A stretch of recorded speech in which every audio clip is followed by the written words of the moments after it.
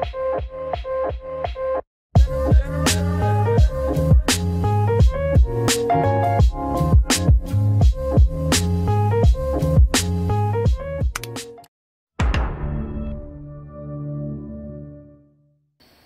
Swastiastu.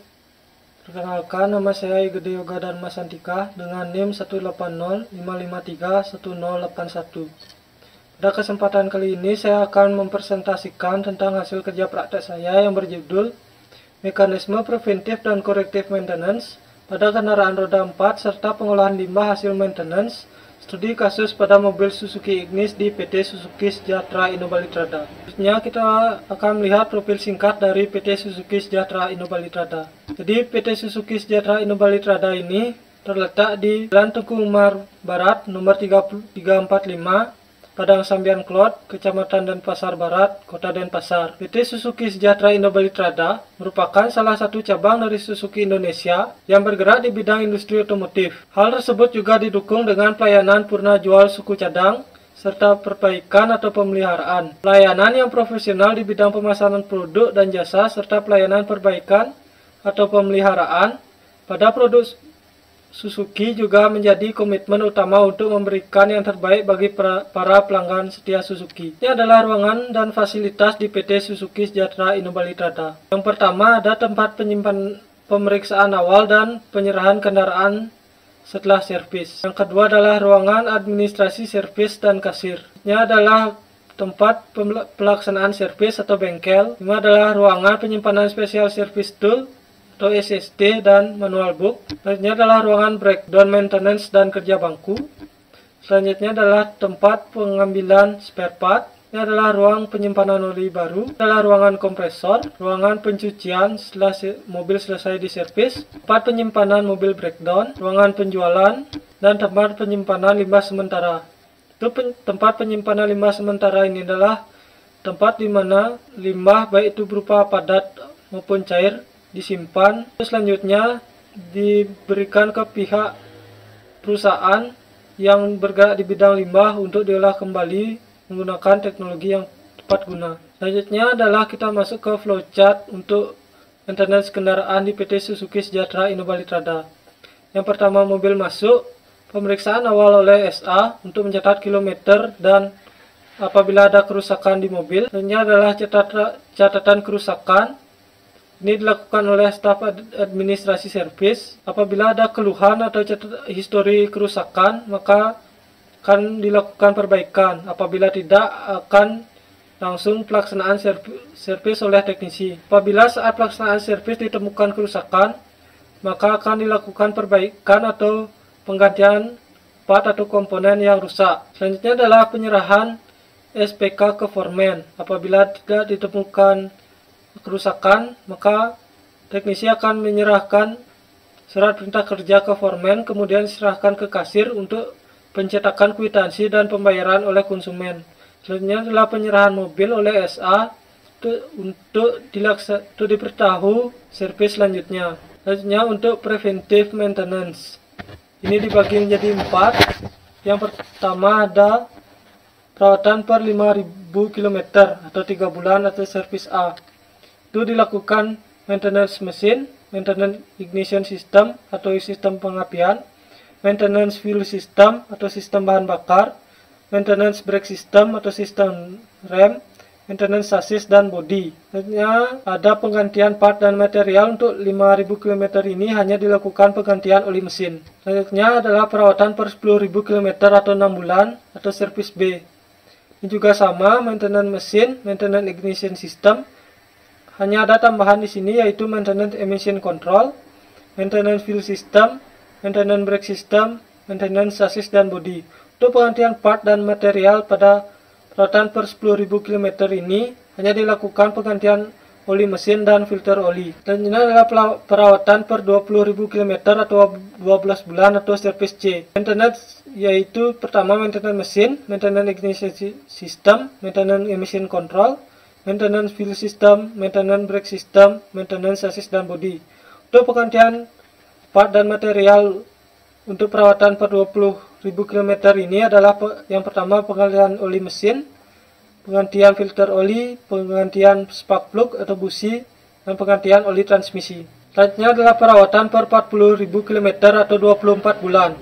Yang pertama itu maintenance mesin, maintenance ignition system, maintenance emission control, maintenance fuel system, maintenance brake system, maintenance chassis dan body. Untuk penggantian part dan material, untuk perawatan per 40.000 km ini dilakukan penggantian oli mesin, penggantian filter oli, penggantian oli transmisi, penggantian filter udara, penggantian engine coolant, penggantian spark plug atau busi, dan penggantian brake fluid atau minyak rem. Selanjutnya adalah corrective maintenance, yaitu pemeriksaan defleksi disc brake. Yang akan menjelaskan sedikit untuk corrective maintenance tidak dapat mengatasi semua kerusakan yang terjadi pada kendaraan, karena kendaraan yang dipakai lambat laun akan rusak. Namun dengan demikian, adanya tindakan perbaikan yang memadai akan membatasi terjadinya kerusakan. Untuk pengukuran defleksi ini, yang pertama yaitu pemasangan alat ukur dial gauge. Di sini dapat dilihat ini adalah pemasangan alat ukur dial gauge. Yang kedua adalah kalibrasi. Ini dilakukan kalibrasi untuk ketepatan alat ukur. Selanjutnya adalah pengukuran defleksi disc brake. Ini dilakukan pengukuran dengan memutar disc brake dari rem depan mobil Suzuki Ignis. Untuk spesifikasi limit disc brake di buku manual Suzuki Ignis yaitu 0,10 mm. Sedangkan pada saat pengukuran didapatkan hasil bahwa defleksi disc brake ini telah mencapai limit defleksi yaitu sebesar 0,10 mm. Maka akan dilakukan penggantian disc brake untuk mencegah terjadinya kerusakan komponen dan keamanan dari mobil tersebut. Selanjutnya adalah pengolahan limbah hasil maintenance. Pengolahan limbah ini dibagi menjadi 3, yaitu yang pertama ada limbah padat, yaitu adalah segala sesuatu yang tidak terpakai dalam bentuk padat atau setengah padat. Semua jenis limbah padat tersebut adalah benda-benda yang tidak mudah terurai apabila tidak dikelola dengan cara yang tepat akan menjadi bahan yang akan mencemari lingkungan. Yang kedua ada limbah cair. Jadi 5 jenis cair ini dapat mengakibatkan lingkungan menjadi tercemar apabila tidak disimpan pada tempat dan tepat karena senyawa-senyawa yang terkandung di dalamnya membahayakan. Produksi limbah cair ini dari kegiatan atau operasional bengkel mencakup kegiatan pencucian kendaraan atau car wash dan perbaikan kendaraan. Limbah cair ini dapat berupa oli, bensin, pelumas, cairan coolant, air asu atau air aki dan lain-lain. Selanjutnya adalah untuk limbah gas.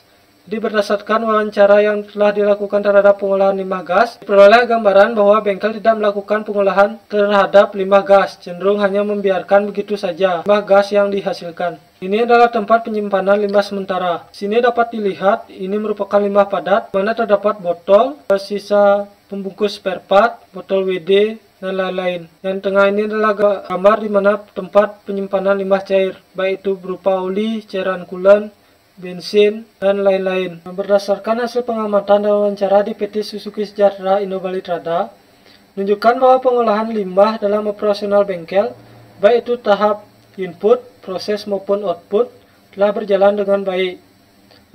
Terbukti dengan adanya tempat penyimpanan limbah sementara. Namun ada kekurangan sedikit di mana untuk limbah cair untuk pemilahannya tidak berjalan dengan baik, baik itu pemilahan antara oli dan cairan coolant dan lain-lain. Jadi limbah ini disimpan di drum-drum sementara untuk selanjutnya diserahkan pada pihak yang bergerak di bidang limbah untuk diolah kembali menggunakan teknologi yang tepat guna. Selanjutnya adalah studi kasus tentang kerusakan crankshaft. Pada kerja praktek yang dilakukan di PT Suzuki Sejahtera Indo Bali Trada, mendapatkan kasus kerusakan pada crankshaft mobil Suzuki Ignis yang ditandai dengan bunyi mesin tidak wajar di bagian puli crankshaft.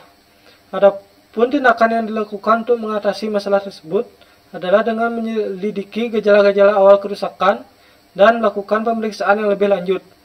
Pada saat penyelidikan, gejala awal kerusakan dapatkan bahwa mesin mobil berbunyi pada puli yang terhubung pada crankshaft. Selanjutnya ini adalah gambar mesin dari Suzuki Ignis. Yang gambar di kanan ini adalah gambar di mana dilakukan pengukuran thrust flow dari crankshaft. Terus studi kasus kerusakan crankshaft ini didapatkan pada spesifikasi kausan crankshaft Suzuki Ignis dengan batas kausan sebesar 0,02 mm Pada pengukuran yang telah dilakukan, dapatkan kausan yang telah mencapai batas kausan maksimum, yaitu sebesar 0,02 mm, dengan pengukuran yang telah dilakukan dengan menggunakan dial gauge. Selanjutnya dilakukan pengukuran truss plate crankshaft, yang juga dilakukan dengan menggunakan alat ukur dial gauge untuk mengetahui apakah truss plate crankshaft masih dalam kondisi standar atau sudah mengalami kausan.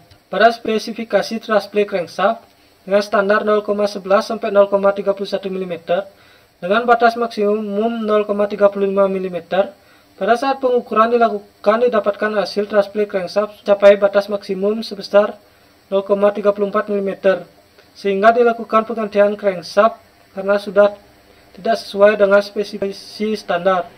Dan apabila ini tidak dilakukan penggantian, maka akan merusak komponen-komponen yang lainnya, baik itu connecting rod dan lain-lain. Jadi sekian presentasi hasil kerja praktek dari saya. Apabila terdapat kesalahan, saya mohon maaf. Om Santi Santi Santi Om.